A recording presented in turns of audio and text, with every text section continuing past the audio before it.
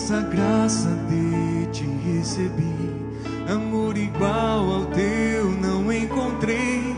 Em meio às trevas vi brilhar a luz, refletindo os olhos de Jesus. A condenação ficou para trás. Hoje tenho vida, hoje tenho paz. Teu Espírito habita em mim. Não mais vivo eu, mas tu vives em mim.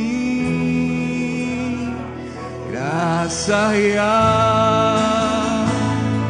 amor verdadeiro, venceu todo o mal, na cruz venceu por mim. Me chama de filho, me livra da escravidão. Nele sou herdeiro, chamado pra reinar. Imensa graça de te recebi, amor igual ao teu não encontrei. Em meio às trevas vi brilhar a luz, refletindo os olhos de Jesus. A condenação ficou pra trás. Hoje tenho vida, hoje tenho paz. Teu Espírito habita em mim. Não mais vivo eu, mas tu vives em mim. Graça real, amor verdadeiro, venceu todo o mal, na cruz venceu por mim. Me chama de filho, me livra da escravidão. Nele sou herdeiro, chamado pra reinar.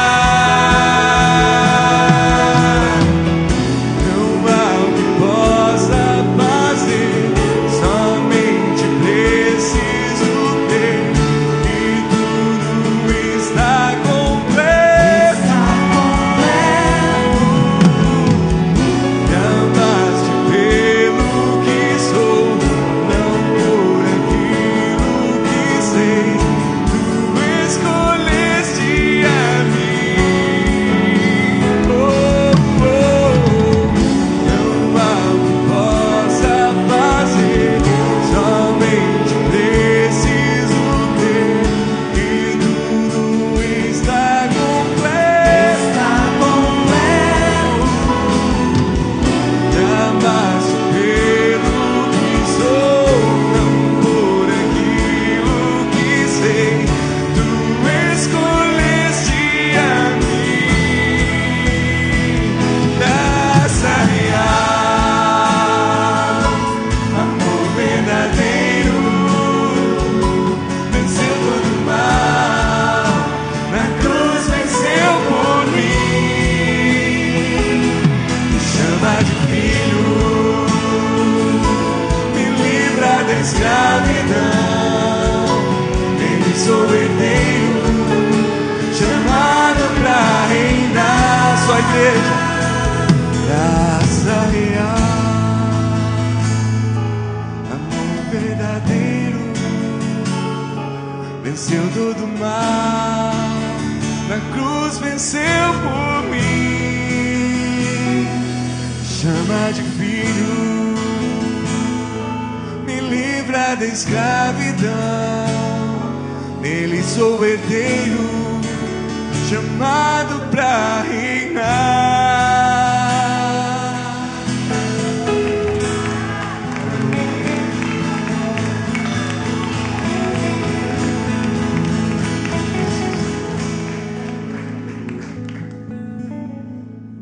Pai Celestial, Deus de graça, Deus de amor, Deus de poder, soberano Deus, Deus Criador, Deus de toda bondade, de todo amor, nosso Pai Celestial. Uma vez mais, expressamos a nossa alegria, a nossa gratidão, o nosso louvor, a nossa exaltação ao Senhor. Deus, obrigado. Obrigado, Deus, pela vida de cada um de nós, pela vida, Senhor, de cada membro dessa igreja local. por aquelas centenas e centenas de pessoas que ainda virão. Deus, muito obrigado. Obrigado, Deus, pelas pessoas que serão curadas, pelos lares que serão restaurados, pelos cegos que verão, Deus, pelos enfermos que serão curados, pelos opressos que serão libertos. Deus, muito obrigado, muito obrigado.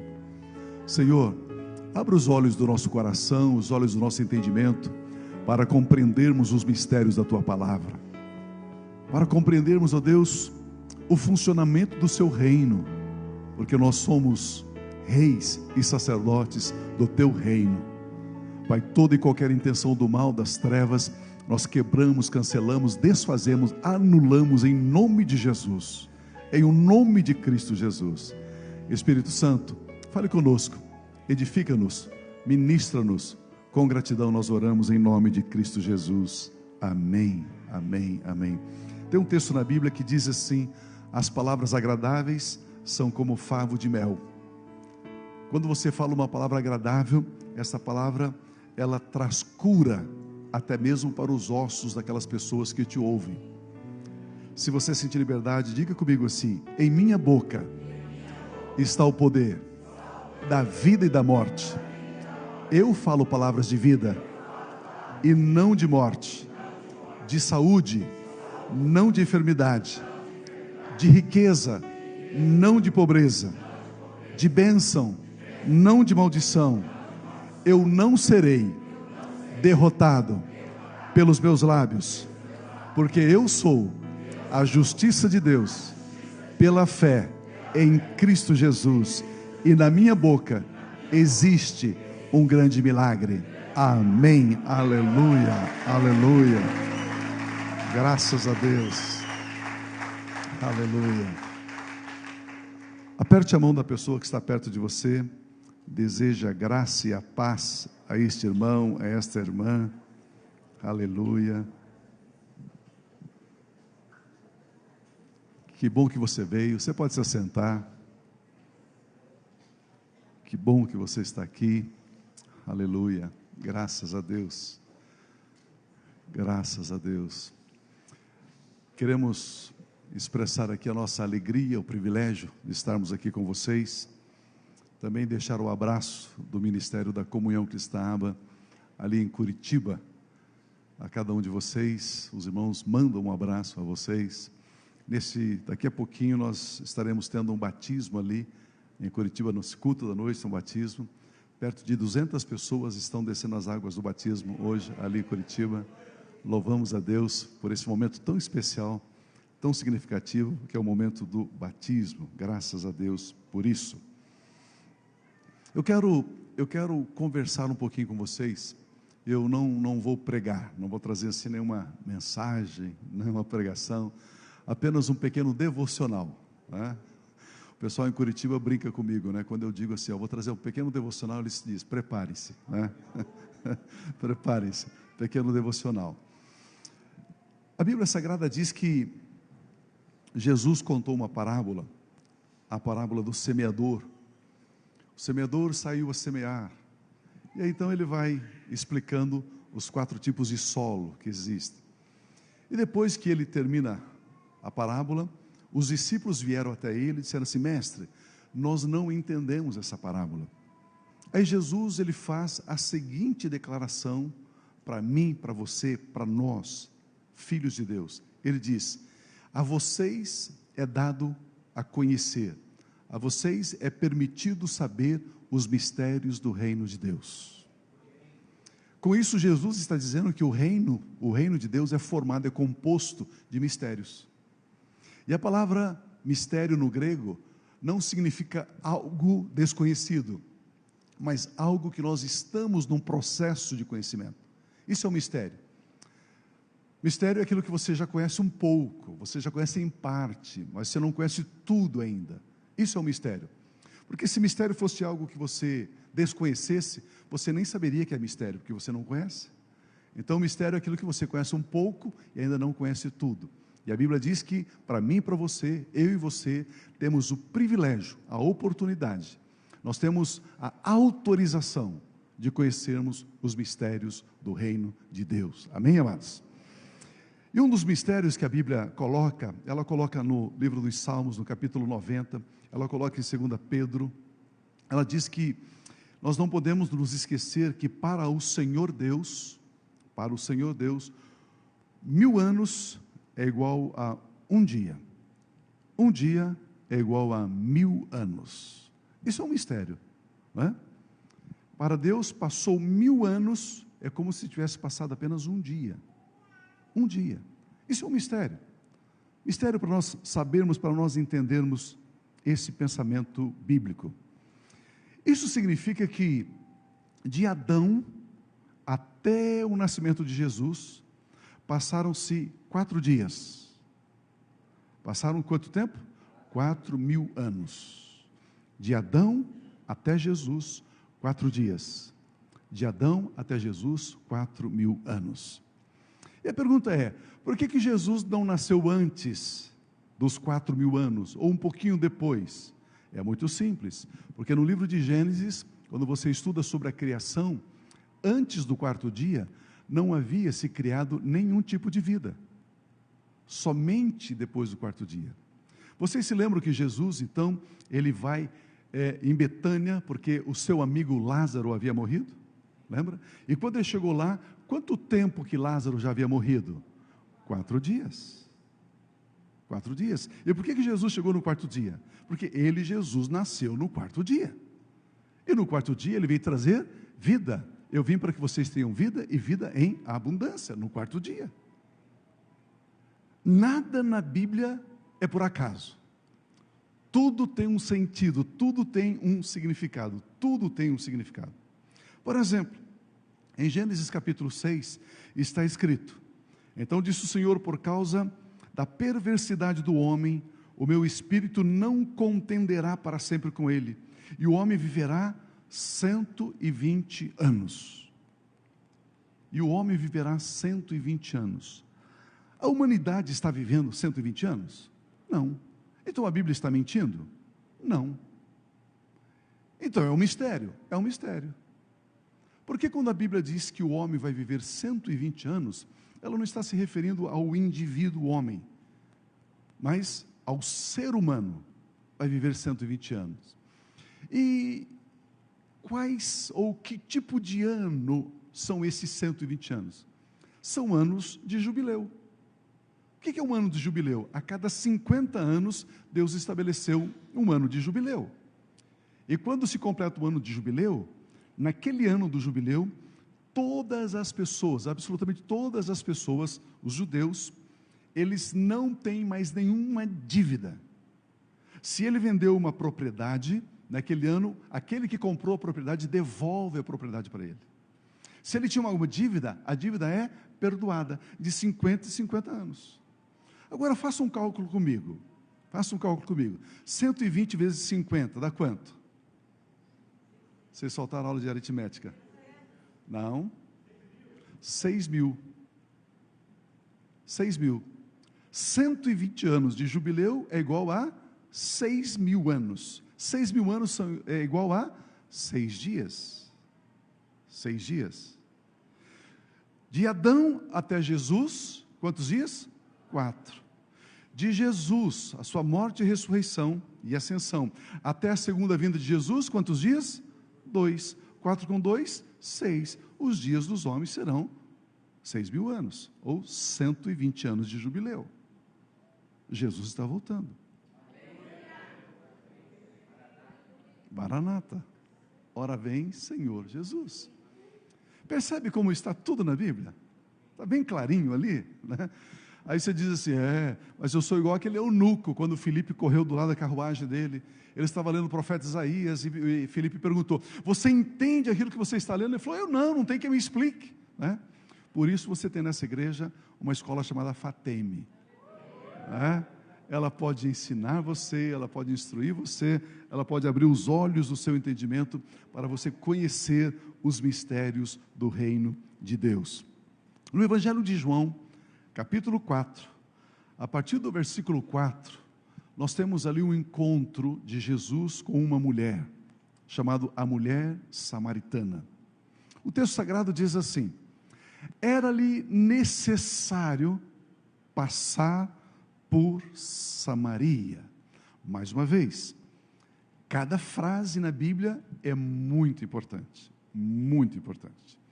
Vamos imaginar o seguinte: imagina o mapa de Israel.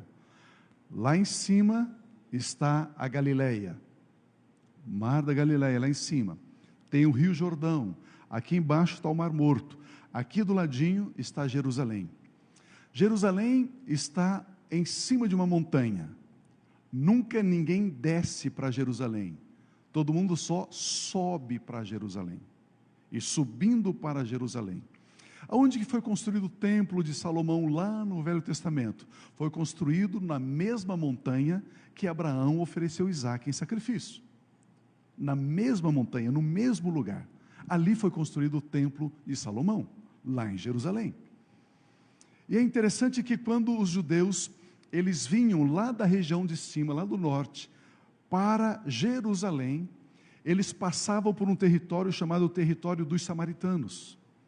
E quem eram os samaritanos? Quando houve invasão de um reino, eles vieram, venceram, derrotaram o povo de Deus, o povo de Israel, e este povo levou cativo a maioria da população de Israel. Daniel, Sadraque, Mesaque, Abdenego, todos foram levados cativos. E ficou em Israel aquelas pessoas que não tiveram a oportunidade de cursar uma escola, de ter uma profissão, de ter um preparo. Era o pessoal camponês, o pessoal que não teve essa formação. E eles ficaram em Israel. E aí eles mandaram algumas pessoas, líderes dos babilônios, vir e governar sobre aquele povo que ficou ali na nação de Israel. E consequentemente, eles foram influenciados por esse povo invasor. E eles se afastaram do Deus vivo, do Deus de Israel. Eles abandonaram a fé em Deus. E eles misturaram um pouco daquilo que eles criam em Deus com os outros deuses dos outros povos. E essa mistura, essa miscigenação deu origem aos samaritanos. 70 anos depois do cativeiro, quando eles voltam para Israel, eles encontram esse povo lá. E eles disseram: vocês não são judeus. Vocês se misturaram, casaram com as filhas, com os filhos desse povo. Então nós não consideramos vocês, então, judeus. Vocês não são judeus. Vocês não são puros. Vocês não guardaram a lei. Mesmo assim, era um grande número de pessoas que moravam nessa região chamada Samaria. Algumas pessoas chamam de Samária ou Samaria, não importa a pronúncia, Samaria. E quando os judeus vinham lá do norte, das tribos do norte, subir para Jerusalém, eles passavam por Samaria. Eles chegavam em Jerusalém e adoravam ao Senhor. E quando eles voltavam, eles não voltavam pelo mesmo caminho, eles davam uma volta. Eles desviavam o território do samaritano, porque o judeu dizia: eu vim a Jerusalém, eu ofereci os sacrifícios, me santifiquei, me purifiquei, e se eu voltar pelo território do samaritano, eu vou me tornar impuro. Então eles desviavam. Mas o texto sagrado diz que era necessário Jesus sair de Jerusalém e passar por Samaria. Jesus passa por meio do território do samaritano. Era necessário. Agora pense comigo, olha aqui, como dizia no interior, né? Olha que lindeza, imagine que eu e você somos os samaritanos, e ele está no trono exaltado, e ele desce da sua glória, e era necessário passar pela terra, era necessário passar onde nós estávamos, passar por Samaria. Olha o próximo texto, próximo versículo. Assim chegou a uma cidade de Samaria chamada Sicar, perto das terras que Jacó dera a seu filho José. Havia ali o poço de Jacó. Havia um poço ali, chamado Poço de Jacó. Jesus, cansado da viagem, como homem, cansado da viagem, sentou-se à beira do poço, Isto se deu por volta do meio-dia. Meio-dia. Na cultura daqueles dias, a pessoa da família responsável por providenciar água eram as mulheres. Não era serviço para o homem. Não. O homem não providenciava água. Quem providenciava água eram as mulheres. Como a região é muito quente, é muito árida, o sol é muito forte, então o que as mulheres fazem? Ou elas buscam água bem de manhãzinha, onde ainda o tempo está fresco, ou ao entardecer, nunca ao meio-dia. Como que alguém vai tirar água ao meio-dia, onde o calor está muito forte? Então ninguém tira água ao meio-dia. Mas o texto sagrado diz que era ao meio-dia. Olha o versículo seguinte: nisto veio uma mulher samaritana tirar água. Veio uma mulher tirar água ao meio-dia? Não. As mulheres não andavam sozinhas. As mulheres andavam em grupos, 5, 6, 10.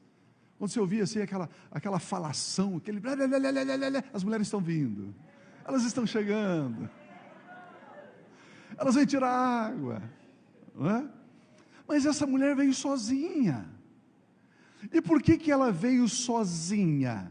Ela veio sozinha porque ela não tinha amigas. Ninguém gostava dela. E por que ela não tinha amigas? E por que ninguém gostava dela? Espera um pouquinho. Ela veio tirar água. Jesus estava sentado ali. E Jesus disse para aquela mulher: dê-me um pouco de água. Mulher, dê-me um pouco de água. Lembra que o meu tema aqui é: o reino de Deus é formado por mistérios. Mulher, me dê um pouco de água. Queridos, vocês têm umas 5 horas para a gente ficar só aqui? Só nesse texto aqui? Você pode imaginar, eu quero abrir os teus olhos para você enxergar um pouquinho Deus. Você pode imaginar o Deus criador do universo. A Bíblia diz que sem Ele, nada do que foi feito se fez. Ele é tão gracioso, tão amoroso, tão cheio de compaixão, que Ele oportuniza a mim e a você servi-lo. Você consegue ver o Criador do universo, Jesus Cristo, pedir algo para você? Você poderia tocar algum instrumento no ministério da igreja? Você poderia vê-lo dizer para você: você poderia assumir um grupo familiar? Você poderia cuidar aqui do grupo de serviço? Você poderia me dar um pouco de água? Você poderia me trazer uma oferta para ajudar no projeto X, Y?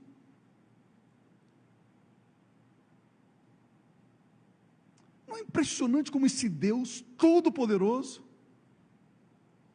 Ele chega para mim e para você e diz: dá-me isso. E Ele só pede para mim e para você aquilo que nós podemos dar a Ele.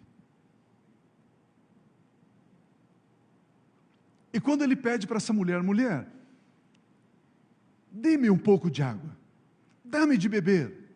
Olha o versículo seguinte: os seus discípulos tinham ido da cidade comprar comida.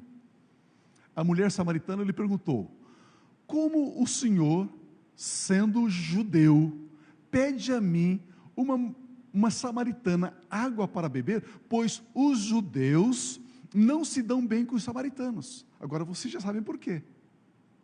Eles voltaram, encontraram o samaritano misturado com outro povo. Então eles não se davam, não consideravam os samaritanos judeus, consideravam-os impuros. E ela diz assim: como sendo você um judeu? E por que ela diz que Jesus era um judeu? Porque ele tinha pele de judeu, cabelo de judeu, sotaque de judeu, roupa de judeu, sandália de judeu. Ele era um judeu.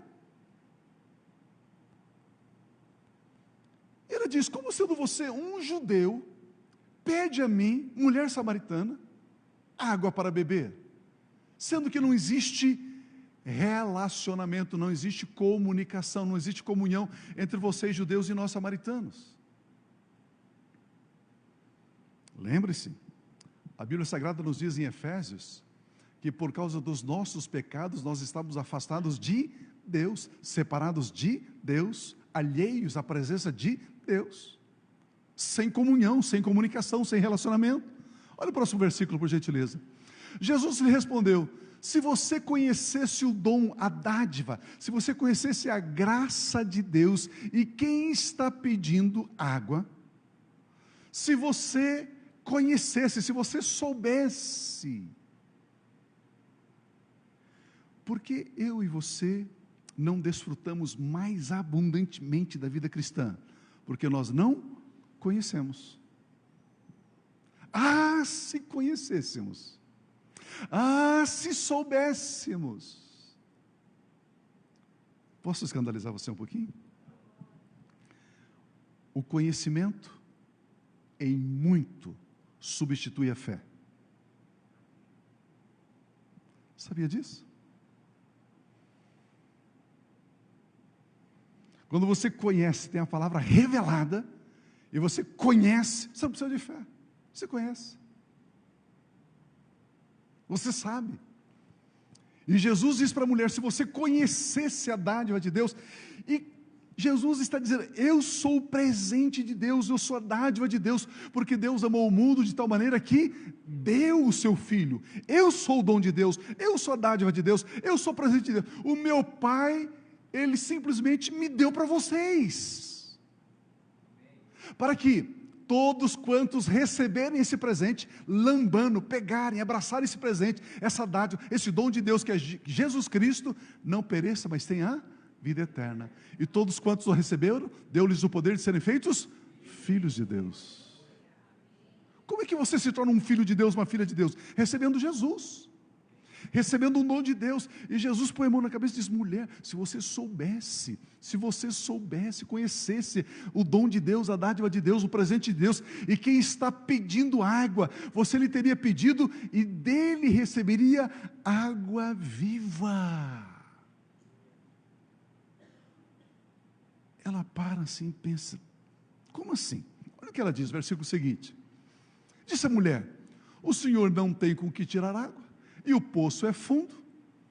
Onde pode conseguir essa água viva? O senhor não tem como tirar água. O senhor não tem nenhuma corda, não tem nenhum balde, não tem nenhum utensílio para tirar água. O poço é fundo. O poço que Jacó fez é fundo. Para chegar a essa água, tem que trabalhar duro, tem que se esforçar. Se você não se esforçar, você não acessa a bênção de Jacó.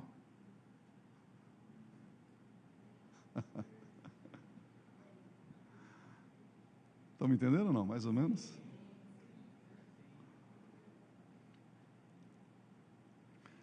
Aleluia.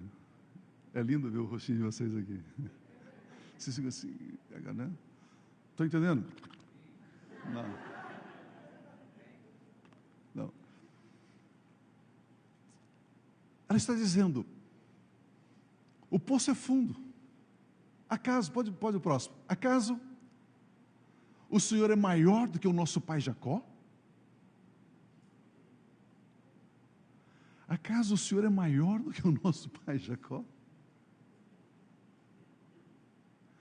Por que ela dizia que Jacó era grande? Porque ele nos deu o poço, do qual ele mesmo bebeu, bem como seus filhos e o seu gado. Por que para essa mulher, por que para os samaritanos Jacó era grande? Porque Jacó havia dado a eles uma coisa, um bem material. Quantos de nós estamos esperando para receber alguma coisa palpável, material, física, terrena, transitória, para depois então dizermos que Deus é grande?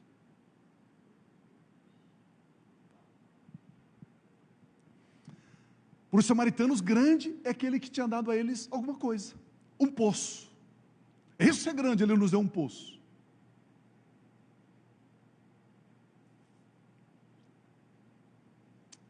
Mas olha, ele bebeu, seus filhos beberam, seu gado bebeu. Versículo seguinte, Jesus respondeu: quem beber desta água, apontando para o poço de Jacó, terá sede outra vez.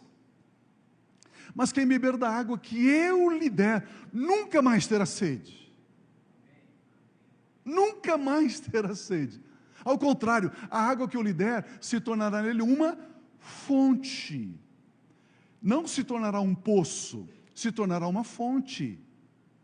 Poço é fundo, poço precisa de performance, de desempenho, de suor, de aplicação. Poço é um tipo da lei. Para você alcançar, você alcança com muito esforço, com muito trabalho. Ah, se você jejuar 7 dias, Deus vai te abençoar. Isso é poço, é buscar água do poço. Ah, se você fizer uma cruzada, uma campanha de 7 quartas-feiras, aí Deus vai te abençoar. Isso é buscar água no poço. Ah, se você fizer uma oferta de sacrifício no altar, Deus vai prosperar você. Isso é buscar água no poço. Mas ele diz, existe uma outra água, que é fonte. Fonte é aquela mina d'água que está na flor da terra, que não precisa de esforço. É só estender a mão e pegar. Esta água que eu lhe dou não é água de poço, é água de uma fonte, de uma mina que está jorrando, e que você não precisa se esmerar, se esforçar, se aplicar, suar a camisa. Não, você não precisa. Ele diz, e esta fonte, uma fonte de água a jorrar para a vida eterna. Aquilo que eu lhe dou transcende o temporal, transcende o terreno, transcende aquilo que é visível aos teus olhos, transcende aquilo que os teus 5 sentidos podem perceber. É para além. Aquilo que os olhos não viram, aquilo que os ouvidos não ouviram, que não subiu ao coração, são estas as coisas que eu tenho. Olha o que ele está dizendo para nós. Olha o versículo seguinte, por gentileza. A mulher disse: Senhor, dê-me dessa água, para que eu não tenha mais sede, nem preciso voltar aqui para tirar água. Senhor, eu estou cansada, eu venho sozinho, eu venho ao meio-dia, ninguém vem comigo, não tenho amiga, não tenho ajuda, não tenho socorro. Senhor, eu quero beber dessa água, Senhor, para nunca mais ter sede. Ele lhe disse: vá, chame o seu marido e volte aqui. Não parece que ele mudou de assunto? Parece que ele está conversando nessa direção e agora não, é para cá. Chama o seu marido. Chama o seu marido. Ele está dizendo, vamos analisar a razão da sua sede, da sua sequidão, do seu estio. Vamos avaliar isso. Aí ela responde o seguinte, no versículo seguinte: não tenho marido, respondeu ela. Eu não tenho marido. Disse-lhe Jesus: você falou corretamente, disseste bem, dizendo que você não tem marido. O fato é, a verdade é que você já teve 5 maridos, e o homem com que você agora vive não é seu marido. Por isso que as mulheres da sua cidade não gostam de você. Por isso que você vem tirar água sozinha. Por isso que você vem ao meio-dia. Você roubou o marido de pelo menos 4 mulheres lá.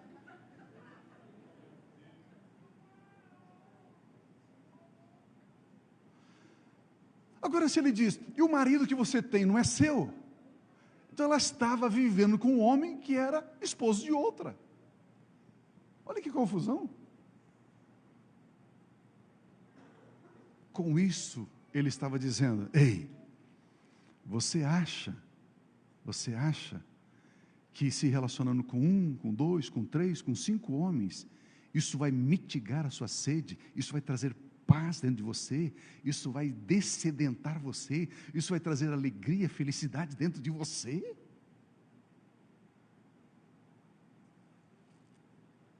Não, pastor, eu só casei uma vez, só tenho uma esposa, essa conversa não é para mim. Não. Mas você acha que se você comprar um carro zero, isso vai trazer paz e alegria? Você acha se dobrar o seu salário, aí está a solução do seu problema? Você acha, minha irmã, se comprar mais uma bolsa, aí você vai ficar feliz? Comprar mais um par de sapato? É isso? Essa sede, ela não é mitigada, ela não é saciada com coisas. Ele está falando da sede da alma, da sede da existência. Surgiu agora aí, esses dias atrás, me disseram, tem um youtuber, um rapaz aí que faz muito sucesso, né, no YouTube, e ganhou muito dinheiro, ganha muito dinheiro. Lá na nossa igreja nós temos, né, dois rapazes que congregam lá conosco. Os dois têm perto de 22 milhões de seguidores. 22 milhões de seguidores eles têm. Imagina. Forte, né? Mas esse rapaz, não esse da igreja, esse outro, que ainda tem, acho que, sei lá, mais 50 milhões de seguidores aí. Esse mesmo. Aí ele saiu agora dizendo que está com depressão, que está angustiado, que está triste.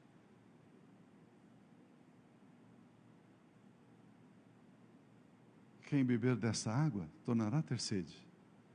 Mas quem beber da água que eu lhe der, nunca mais terá sede. Saciedade, satisfação.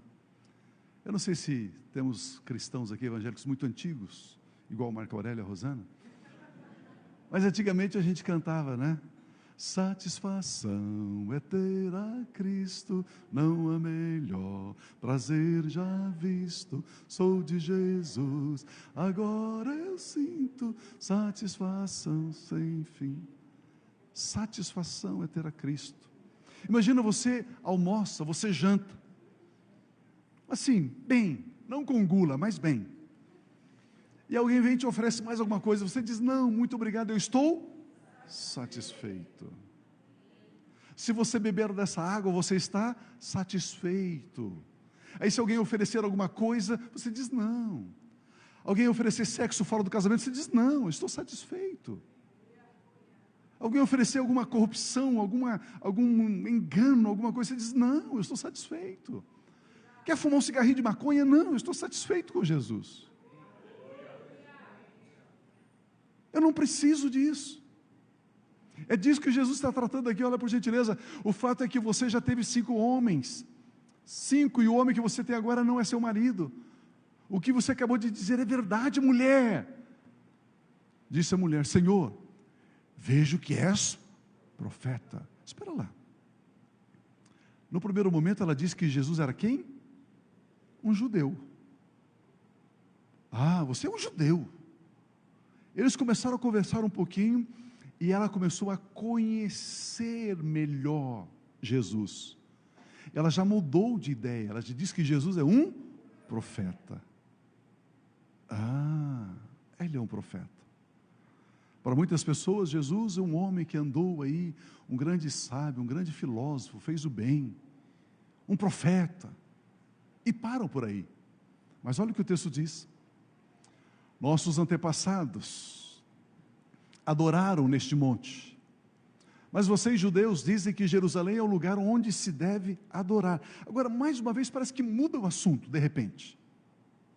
Mais uma vez, espera lá, mudou o assunto, e ela estava dizendo assim, eu estou entendendo o que o senhor está dizendo, eu estou entendendo, já que o senhor é um profeta, a sede que eu tenho, que eu tentei em 5 maridos, e não resolveu a minha angústia, não resolveu o meu vazio, a minha tristeza, a minha depressão, a minha insônia, é porque é o seguinte, eu estou desesperada para adorar a Deus, mas eu não sei aonde adorar, eu não sei onde encontrá-lo para adorá-lo.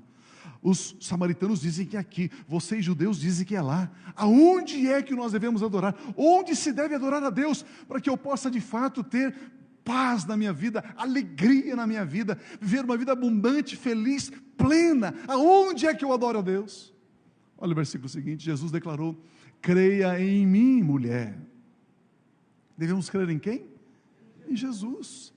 Creia em mim, mulher. Está próxima a hora em que vocês não adorarão o Pai, nem neste monte, nem em Jerusalém. Vocês samaritanos adoram o que não conhecem.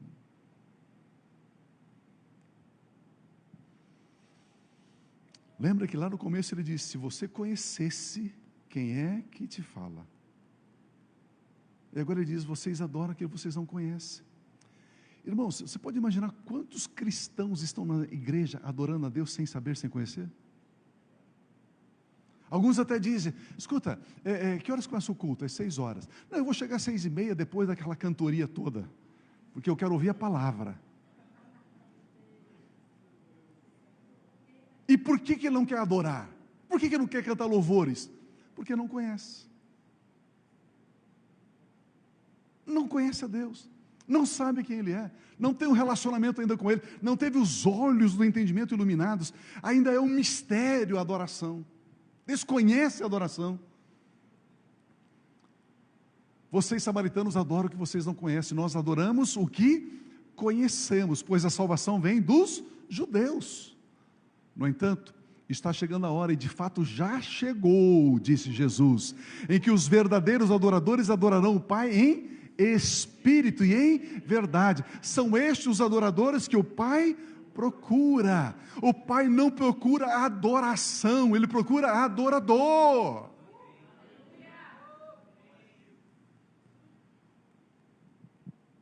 E a pergunta é: até quando Ele vai continuar procurando? Se eu fosse você, eu diria: Pai, eis-me aqui, eu sou um adorador. Eu sou um adorador. Eu sou um adorador. Deus, o Senhor já me encontrou, o Senhor já me achou, eu sou um adorador. Versículo seguinte: Deus é Espírito, e é necessário que os seus adoradores o adorem em Espírito e em verdade. É muito profundo o que Jesus está dizendo, porque quando Adão pecou, espiritualmente ele morreu. O homem é espírito, alma e corpo. O pecado fez com que espiritualmente ele morresse, e o homem passou a ser somente alma e corpo. Somente em Jesus o homem nasce de novo. Nascer de novo é nascer do Espírito. Nascer de novo é ter o Espírito Santo habitando no espírito do homem. Ao ter o Espírito Santo habitando no espírito, agora esse que nasceu de novo pode adorar em espírito e em verdade. Adorar em espírito e em verdade não é adorar com a mente, não é adorar com as emoções, não é adorar com a alma, é adorar com o Espírito. Adorar em espírito, no nosso espírito, com o Espírito. Olha o versículo seguinte. Disse a mulher: eu sei que o Messias, chamado Cristo, está para vir. Quando Ele vier, Ele explicará tudo para nós. Eles esperavam o Messias. Então Jesus declarou: eu sou o Messias. Eu que estou falando com você. Uau!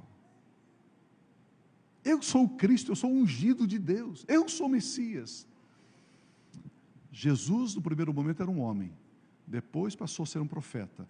Agora ela conhece como Messias. No começo, ele era um mistério para ela, era um homem. Depois ela teve um pouquinho de entendimento, e ela pôde ter os olhos abertos para saber que ele era um profeta. Agora, os olhos dela se abrem totalmente, e Ele é o Salvador, Ele é o Messias, Ele é o Cristo, Ele é o ungido de Deus, Ele é o Filho de Deus. Olha o próximo texto.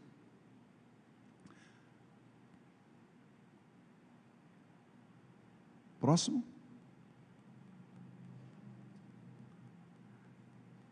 Acabou? Tem o versículo, pega lá na sequência lá para mim. 5:1.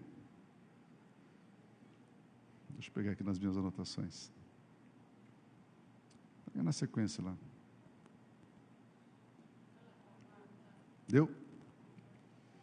Naquele momento, seus discípulos voltaram e ficaram surpresos ao encontrá-lo conversando com uma mulher. Por que ele está conversando com uma mulher? Mas ninguém perguntou: que queres? Próximo. O que queres saber? Ou, Por que estás conversando com ela? O que o senhor quer saber dela, Senhor? Ninguém perguntou. Então, deixando o seu cântaro, a mulher voltou à cidade e disse ao povo: venham ver um homem que me disse tudo o que tenho feito. Será que ele não é o Cristo? Próximo. Então saíram da cidade e foram para onde ele estava. Imagina o seguinte: uma mulher mal vista, não tinha credibilidade, ninguém gostava dela, má fama. Ela foi tão impactada com essa conversa, o diálogo entre ela e Jesus foi tão forte, que ela volta para o seu vilarejo e diz com tanta vibração, com tanta alegria, com tanta motivação, ela diz com tanta efervescência: ei pessoal, ei pessoal, ei pessoal. Ai, o que essa mulher está falando? Ela disse assim com tanta vibração: ei, eu encontrei o Messias, eu encontrei o Cristo. Queridos, ela falou assim com tanta vida, com tanto entusiasmo, que ela convenceu as pessoas, até mesmo aquelas que não gostavam dela. Olha o que diz o texto: então saíram da cidade e foram para onde ele estava. A pergunta é: Jesus conversa com uma mulher que tinha 5 maridos, que tinha agora não era dela, mal vista, mal querida, desprezada, marginalizada, e é esta mulher que ele envia para a cidade dela para falar a respeito dele. Ela era a missionária dele. Você escolheria ela para ser a porta-voz, para anunciar quem você é? Ele não faz acepção de pessoas. Ele nos ama profundamente. Ele sabia o quanto ele havia impactado a vida dela. Enquanto isso, os discípulos insistiam com ele: mestre, come alguma coisa. Mas ele lhes disse: tenho algo para comer que vocês não conhecem. Mais uma vez, saber conhecer. Então seus discípulos disseram uns aos outros: será que alguém lhe trouxe comida? Disse Jesus: a minha comida é fazer a vontade. Eu sou alimentado, nutrido, fazendo a vontade daquele que me enviou e concluir a sua obra. Vocês não dizem: daqui a 4 meses haverá colheita? Eu digo a vocês: abram os olhos e vejam, os campos, eles estão maduros para a colheita. Meu Deus do céu! Você pode imaginar Jesus e os discípulos, eles passaram por um campo de trigo, e o trigo estava assim, 10 centímetros, nascendo, germinando, e Jesus diz assim: vocês não dizem que falta 4 meses para a colheita? Eu, porém, vos digo, volte um pouquinho, levante os seus olhos e vejam, olha, os campos já estão brancos, eles já estão maduros para a colheita, já estão prontos para a colheita. E quando os discípulos voltam e olham, já estava maduro para a colheita. Aquilo que há 5 minutos antes eles tinham olhado, estava 10 centímetros, cresceu apenas um pouquinho, agora já estava maduro. Jesus disse: quem disse para vocês que eu estou sujeito ao tempo, ao cronos, à cronologia? Eu chamo a existência as coisas que não são como se já fossem. Porque é dado ao Filho do Homem, é dado a Cristo Jesus poder nos céus e na terra. Todo o poder me foi dado, disse Jesus, nos céus e na terra. Olha o próximo versículo. Aquele que colhe, já recebe o seu salário, e colhe fruto para a vida eterna, de forma que se alegram juntos o que semeia e aquele que colhe. Olha o versículo seguinte: assim é verdadeiro ditado, um semeia e outro colhe. Eu os enviei para colherem o que vocês não cultivaram, outros realizaram o trabalho árduo, e vocês vieram a usufruir do trabalho deles. Muitos samaritanos daquela cidade creram nele por causa do seguinte testemunho dado pela mulher. que eles creram em Jesus? Por causa do testemunho dela. Ah, pastor, eu não falo de Jesus para ninguém, porque eu não tenho jeito, sabe, pastor? Eu não sei. Aquela mulher tinha jeito? Aquela mulher tinha credibilidade? Aquela mulher tinha capacidade? Mas eles creram por causa do testemunho dela. Ele me disse tudo o que tenho feito, ela havia dito às pessoas. Assim, quando se aproximaram de Jesus, os samaritanos insistiram em que ficasse com eles. E Jesus ficou ali? Quantos dias? 2 dias equivale a 2000 anos. Lembre, os samaritanos não são judeus. Os samaritanos são considerados gentios. E Jesus ficou com os gentios 2 dias. Entre a ascensão de Jesus e a volta de Jesus, são 2 dias. E esses 2000 anos pertencem a nós, gentios. Esses 2000 anos, Jesus veio para ficar conosco. Esses 2000 anos, nós temos a presença dEle conosco. Era necessário passar por Samaria. Era necessário passar pela terra e ficar 2 dias com os gentios. Não com os judeus, mas com os gentios. 2 dias. E a igreja evangélica brasileira e a igreja evangélica mundial está se despertando, está entendendo que esses dias são os 2 dias nossos, da presença dEle, onde nós vamos desfrutar da presença dEle, onde nós vamos viver na presença dEle, onde nós vamos conhecer o poder dEle, onde nós vamos conhecer o amor dEle, mais e mais e mais, onde nós não vamos mais ter sede, porque Ele, a revelação dEle, o conhecimento dEle em nós, faz jorrar dentro de cada um de nós águas vivas, águas cristalinas, águas em abundância, para mitigar toda sede, toda angústia do coração humano. 2 dias.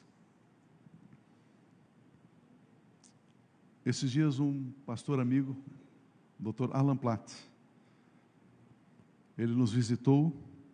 Ele não é brasileiro. Estava almoçando com ele. E ele disse assim: Pio, você entende a parábola das 10 virgens? Eu falei: eu entendo. Ele falou: mas é difícil aquela parábola, é tão complexo. Eu falei: é um mistério, mas Deus revela os mistérios, a nós é dado conhecer os mistérios, temos permissão. O que significa a parábola das 10 virgens? Quantas virgens são? 10. 10 é um número muito importante na Bíblia, muito importante, assim, muito importante. Quando Daniel não quis comer, se alimentar dos manjares do rei, ele pediu 10 dias. 10 dias. Quando Abraão precisava de uma esposa para o seu filho Isaque, enviou 10 camelos, não 9, não 11, 10. Quando Jacó estava enfrentando a fome em Canaã, ele envia 10 jumentos para buscar alimento no Egito. Quando Deus foi criar todas as coisas, 10 vezes disse Deus: haja. 10 vezes. Ele criou todas as coisas. 10 vezes. 10 virgens. E o texto diz que de repente ouviu uma voz: eis o noivo.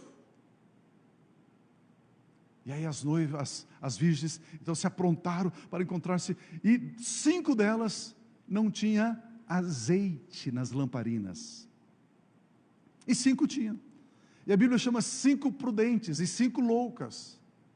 As prudentes eram aquelas que tinham azeite, e quando elas acenderam as lamparinas, foram ao encontro do noivo.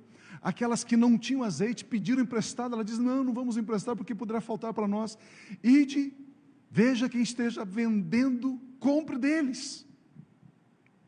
E elas foram, e o noivo veio e se encontrou com 5. E quem são as outras 5? Loucas, nécias. Quem são? Elas estão para a perdição eterna? Não vão encontrar com o noivo? Não, são virgens. As 5 virgens, 5 é o número da graça. As 5 virgens é a igreja do Senhor Jesus. O azeite é o Espírito Santo. Os 2 dias que Jesus ficou com o samaritano são os 2 dias que ele está com a igreja dos gentios, representado aqui pelas 5 virgens. E o azeite, o Espírito Santo, está na igreja do Senhor Jesus. Ele está conosco. Ele não está com as outras 5 virgens que fala de Israel. As 5 virgens são os judeus, porque eles não receberam o Messias. E por não receber o Messias, não receberam o Espírito Santo. E por não receber o Espírito Santo, eles não têm o azeite. E por não ter o azeite, quando o Messias voltar, ele vai levar a igreja do Senhor Jesus. Nós que temos o azeite. Porque nesses 2 dias, o azeite foi derramado abundantemente sobre as nossas vidas. E nós temos o azeite.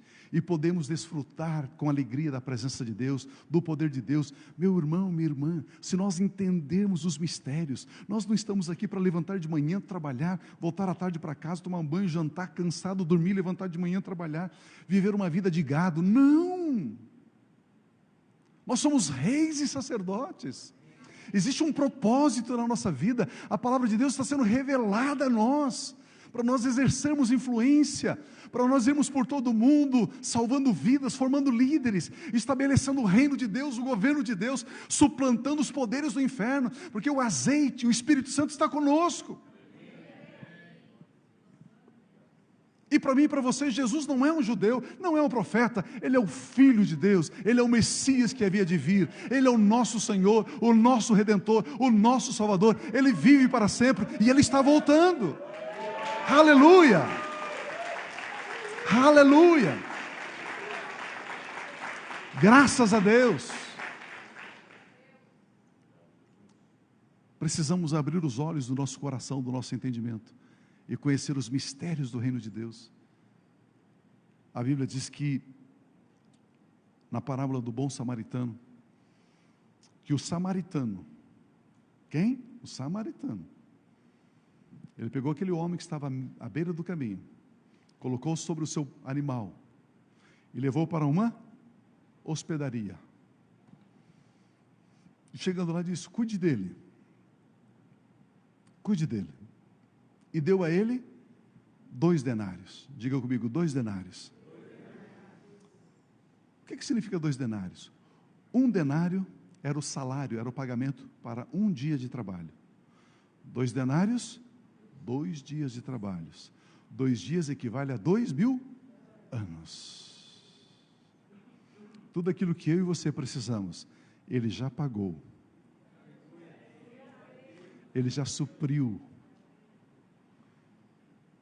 Já não devemos mais.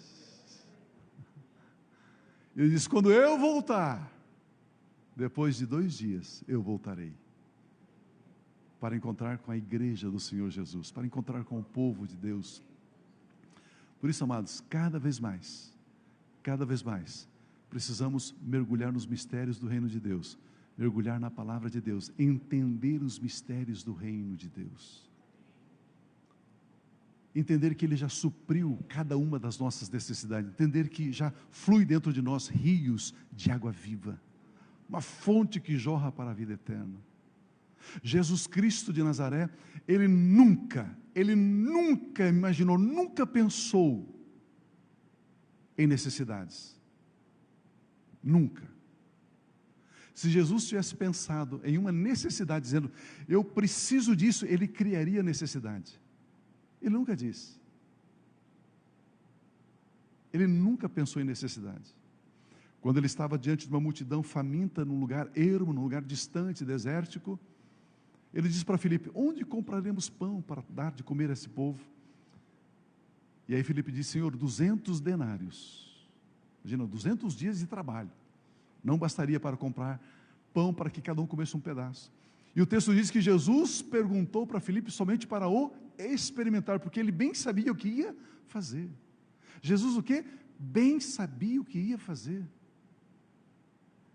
Jesus estava preocupado? Roendo as unhas? Jesus colocou a mão na cabeça e disse assim: meu Deus do céu, o que é que eu vou fazer agora? Ele bem sabia o que ia fazer. É impossível, meu irmão, você chegar por trás de Jesus assim, na ponta dos pés, e dar um susto nele, ele, eu não sabia que você estava vindo. Impossível. Impossível. Sabe isso que está te preocupando, que está te afligindo, que você fica assim meio... Ele bem sabe o que fazer. Ele bem sabe o que fazer. E esses 2 dias, Ele decidiu ficar conosco. Ele diz, eis que estarei convosco todos os dias. 2 dias conosco. A presença dEle. Enquanto Ele estava com os discípulos, se precisava expulsar um demônio, Ele estava lá expulsando um demônio. Se precisava multiplicar pães, Ele estava lá multiplicando pães. Se precisava acalmar a tempestade, Ele acalmava a tempestade. Se precisava enfrentar os escribas e fariseus, Ele enfrentava. 2 dias. A mesma presença, o mesmo poder, a mesma glória. Quando Ele estava com os seus discípulos aqui na terra, é a mesma presença, poder e glória que está conosco, igreja do Senhor Jesus, nesses dias. Por isso a Bíblia diz, lançando sobre Ele toda a vossa ansiedade, porque Ele tem cuidado de vós. Vamos viver essa dimensão, vamos viver essa vida. Inclua Ele em tudo que você planejar, você vai encontrar em tudo aquilo que lhe acontecer. Não despreze Ele, não marginalize Ele. Creia, viva essa vida abundante, viva essa vida de paz, viva essa vida de alegria na presença dEle, em nome de Jesus Cristo. Eu quero convidar você a ficar em pé, por gentileza. Vamos abençoar Jesus com um aplauso. Ele é digno. Aleluia. Sim, Senhor. Aleluia. Sim, Senhor. Aleluia. Vamos orar a Deus. Pai Celestial, muito obrigado. A Tua palavra diz que estava na agenda, estava no planejamento Teu, ó Pai, que Jesus passasse por Samaria, que Ele passasse pela terra dos gentios, que Ele passasse por nós. Obrigado, Deus, porque Ele puxou a conversa, Ele puxou o diálogo. Foi Ele que teve a iniciativa de chamar a nossa atenção, de cativar a nossa atenção, dizendo, ei, eu tenho uma água viva, eu tenho uma água que descedenta, que mitiga a sede, eu tenho essa água, e ela jorra dentro de você, por toda a eternidade, por toda a eternidade. Pai, obrigado pela dádiva de Jesus. A Tua palavra diz que o Senhor amou o mundo de tal maneira que o Senhor deu Cristo Jesus. O Senhor presenteou a igreja, dando a nós o Teu Santo Filho, Jesus Cristo, para ser o cabeça da igreja. E agora, Senhor, nós temos a presença do Teu Filho, nós temos agora a companhia do Seu Filho, nós somos membros do corpo de Cristo, e as portas do inferno não prevalecem contra as nossas vidas, e nós podemos marchar, nós podemos avançar, nós podemos dar passos certeiros, de convicção, de que os nossos pés não vão escorregar, não vão resvalar, nós permanecemos firmes, inabaláveis, porque estamos plantados na rocha que é Cristo Jesus, a esperança da glória. Deus, obrigado pela vida do meu irmão, da minha irmã, do meu amigo, da minha amiga, de cada pessoa que escolheu, que decidiu estar aqui, cultuando ao Senhor, bendizendo ao Senhor, e também recebendo a palavra do Senhor, a palavra de vida, a palavra que alimenta, a palavra que consola, a palavra que restaura, a palavra, Senhor, que abre portas, que quebra grilhões, e que nos leva para vivermos essa dimensão abundante do Teu reino. Deus, obrigado. Deus, muito obrigado. Deus, obrigado. Deus, muito obrigado. Pai, toda e qualquer tentativa, toda e qualquer tratativa das trevas contra a vida do meu irmão, da minha irmã, eu ordeno que caia por terra agora, em nome de Jesus. Eu falo com você agora, espírito maligno, espírito imundo, essa vida não te pertence, você tem que soltar essas emoções, você tem que soltar esses sentimentos, você tem que soltar agora, toda amarra, toda prisão, eu quebro agora, eu destruo agora, eu desfaço agora, eu cancelo agora, em nome de Jesus.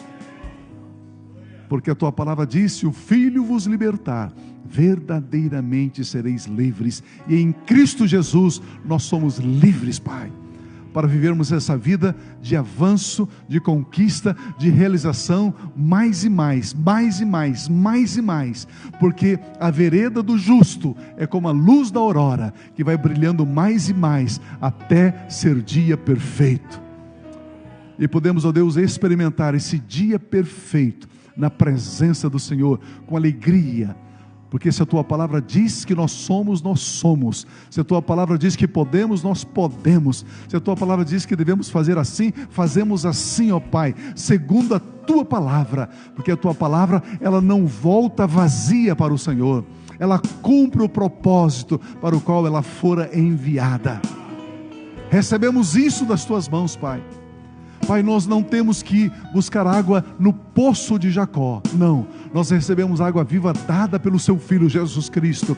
Não é pelo nosso esforço, Pai, é pela obra do teu Filho, dada a cada um de nós, e recebemos por fé a abundância da graça e a dádiva da justiça, para reinarmos em vida, Senhor. Uma vez mais, Senhor, declaramos os próximos meses deste ano com conquistas ilimitadas, com avanços ilimitados, Senhor, na área familiar, restauração, reestruturação, na área profissional, Senhor, crescimento, avanço, multiplicação, na área financeira e econômica, Senhor, crescimento abundante em nome de Jesus, crescimento espiritual, ó Deus, mais do Senhor, mais revelação, mais conhecimento da tua palavra. Declaramos, Senhor, epignosis, a revelação da sua palavra a nós, dada pelo teu Santo Espírito, que nos guia em toda a verdade, que nos faz triunfar.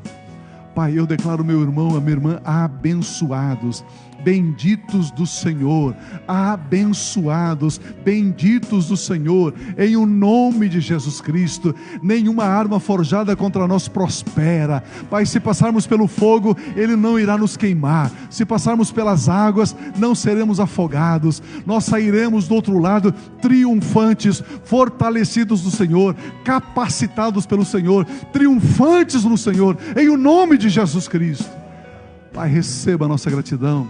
Declaramos céus abertos, declaramos, Senhor, uma estação, um tempo, Senhor, de graça, de paz, de alegria, de vida, de alegria no Senhor, para louvor e para a glória do teu santo nome, Pai. Com gratidão, em nome de Jesus, em nome de Jesus. Aleluia.